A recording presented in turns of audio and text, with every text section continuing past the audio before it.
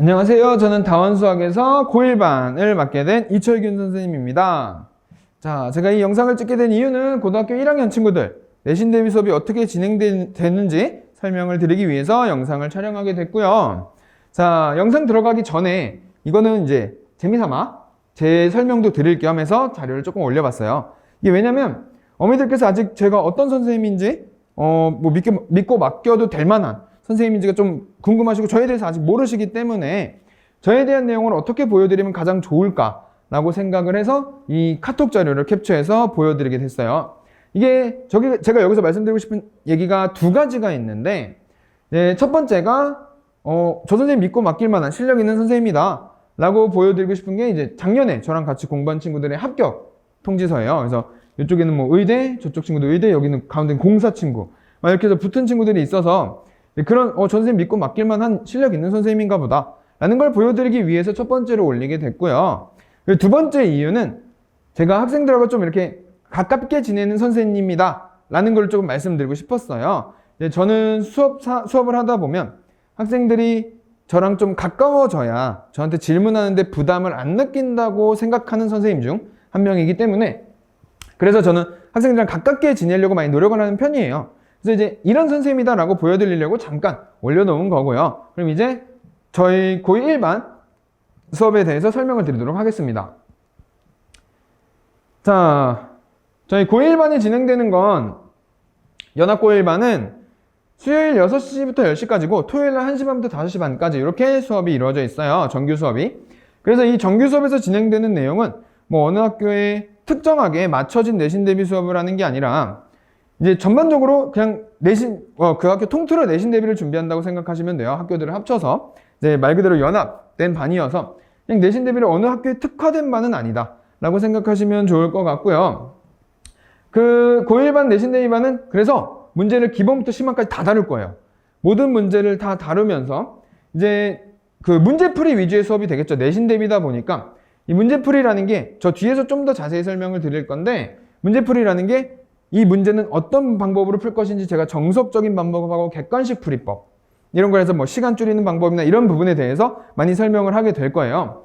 자, 그래서 내신 대비 정규 수업에는 저렇게 문제풀이 위주의 심화 문제 수업이라고 생각하시면 될 것 같고요. 밑에 클리닉 시간은 저 시간은 제가 사실 시간이 따로 원래는 1학기 때는 고정을 시켰었어요. 지금도 이제 2시부터 5시라고 공식적으로 나와 있기는 한데, 저 시간은 제가 개인별로 학생별로 가능한 시간에는 한 명 한 명 부를 거예요. 한 명 한 명 불러서 이제 맞춤 클리닉이라는 게 1대1로 제가 클리닉 시간에는 거의 판서 수업을 안 해요. 그래서 학생별로 올 수 있는 시간, 이게 제가 왜 이번에 이렇게 바꿨냐면 작년에 시간을 정해놓고 하다 보니까 이제 한 번 못 오는 친구들은 학원이 겹쳐거나 이러면 그럼 계속 못 오게 되더라고요. 그래서 이거는 저 친구들도 클리닉을 따로 해주려면 클리닉은 따로 잡는 게 좋겠다라고 해서 공식적인 시간은 일요일 2시라고 올라가겠지만 이제 개별 가능한 시간에 제가 한 명 한 명은 다 불러서 클리닉을 진행할 수 있도록 진행을 할 거고요. 클리닉 시간에는 거의 판서 수업보다는 1대1로 옆에 놓고 수업을 한다는 점을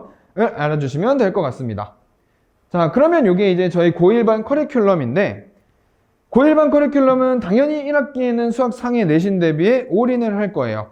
그러고 나면 여름방학 때는 수학 하는 정규 수업에 나가면서 수원 특강을 깔았는데, 제가 다른 과목 특강은 따로 안 넣은 이유가 있어요. 그래서 2학년 올라갔을 때는 사실 다들 그렇죠. 수원이 엄청난 걸림돌이 되죠. 그래서 여름방학 때 한번 수원을 다 잡고 기본 개념이나 이제 문제 푸는 방법이나 기본 개념을 다 잡고 나서, 그러고 나서 겨울방학에 정규 수업을 들어가야 좀 수월하다 생각해서 저는 수원 특강을 개강할 예정입니다. 자, 그러고 나서 2학기가 되면 당연히 또 수학과 내신 대비 올인을 하게 될 거고요.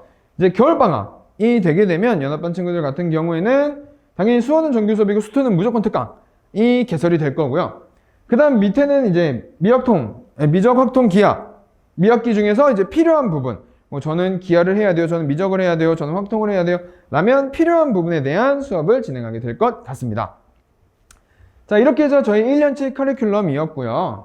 그러고 나면 이제 가장 궁금하실 부분이죠. 내신 대비가 어떻게 진행이 되는지가 가장 궁금하실 부분인데, 저희는 교재는 고쟁이를 선정을 했어요. 그게 왜냐면 교재가 난이도도 굉장히 높은 문제집이고 뭐 종종 기출문제들도 껴있고 이제 그러다 보니까 내신 대비하기에는 굉장히 좋은 책이고 유형이랑 심화과정 준비하는데 좋은 책이라고 판단이 돼서 고쟁이라는 책을 이제 선정을 하게 되었고요. 그리고 나면 이제 고쟁이를 수업을 하고 나면 그때쯤이면 이제 학교 내신 대비 문제집이 나올 거예요. 학원 자체에서 학교 기출문제집으로 내신 대비 문제집을 나올 텐데 그 문제집으로 타 학교 기출문제들을 같이 준비하게 될 겁니다. 자, 그 기출문제까지 끝나고 나면 이제 완전 심화 유형들로 완전 심화로만 이루어진 제 자체 프린트로 프린트를 줄 거예요. 프린트를 나눠주면서 이제 완전 심화 유형을 같이 준비할 거고요. 그리고 매 시간마다 미리 보는 학교 시험이라고 해서 이제 뭐 말은 미리 보는 학교 시험처럼 뭐 이렇게 있어 보이는 말인데 그냥 제가 시험지를 내서 시험을 볼 거예요.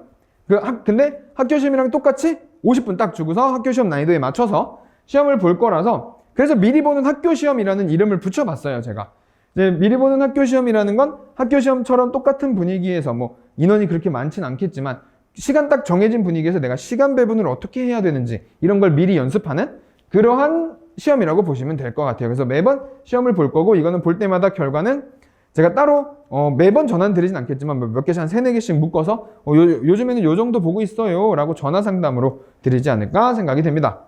자, 그리고 나면 이제 클리닉 시간이 좀 궁금하실 텐데 클리닉 시간에는 이제 제가 클리닉은 뒤에서 또 말씀을 드리겠지만 클리닉 시간에는 직전 보충이나 클리닉 시간에는 학교별로 아무래도 연합반이어도 학교 프린트, 학교 교과서는 꼭 봐야 되죠.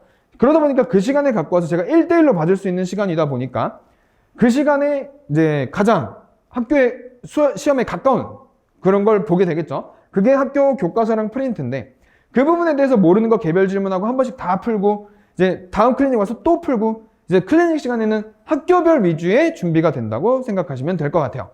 자, 그렇게 되면 이제 클리닉 시간, 아까 이 뒷페이지에서 이제 또 말씀을 드리는 게 클리닉 시간에는 이제 각자 학교 프린트를 풀고 질문하면 그 밑에는 당연한 얘기. 정규 수업 때 해야 되는 거 못했으면 이 클리닉 시간에 와서 다 할 겁니다. 보충이에요, 보충. 그냥 보충이라고 생각하시면 될 것 같고요. 못한 숙제나 여기서 다 할 거고 그 외에 개별 맞춤 프린트가 나갈 거예요. 제가 클리닉 시간에는 뭐 잘하는 친구들은 조금 더 난이도 있는 문제집이나 아직은 조금 힘든 친구들은 기본 문제로 좀 더 익숙해지는 유형을 다지는 그런 프린트나 해서 학생별로 맞는 프린트가 같이 나가게 되고 그걸 클리닉 시간에 풀게 될 겁니다. 자, 그러고 나면 이제 학생별로 제가 저 마지막에 있는 게 클리닉을 만든 가장 큰 이유예요. 제가 클리닉을 만드는 그 위에 것들보다도 가장 큰 이유가 이제 수업을 하다 보면 학생별로 어려워하는 부분도 다르고 유형도 나는 이 유형이 어려운데 쟤는 저 유형이 어렵냐고 다르단 말이에요.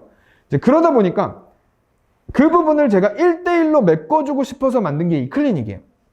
이 클리닉 시간에는 아까도 말씀드린 것처럼 판서 수업은 거의 없다고 말씀드렸죠. 그게 저런 이유예요. 학생별로 옆에 앉혀놓고 너는 개념이 부족하니 그럼 내가 개념을 그 부분에 대해서 짧게 설명을 해주고 개념 설명을 해주고 너는 유형이 부족하니 유형별 요 유형이 조금 약하니 그럼 그 유형에 대한 이해를 될 때까지 설명을 다시 해주고 이제 그런 식으로 옆에 앉혀놓고 수업을 1대1로 진행을 할 부분이라서 그 1대1로 진행을 하고 싶어서 만든 게 이 클리닉이에요. 그래서 웬만하면 클리닉은 결석을 안 하는 게 아마 도움이 많이 될 것 같습니다.